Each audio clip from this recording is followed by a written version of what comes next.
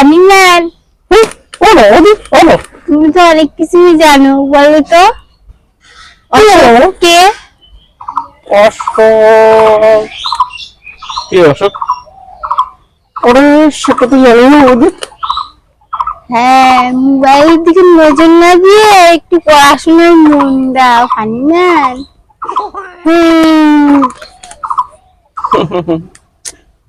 তোর বৌদি তোকে ঠকিয়ে দিল রে।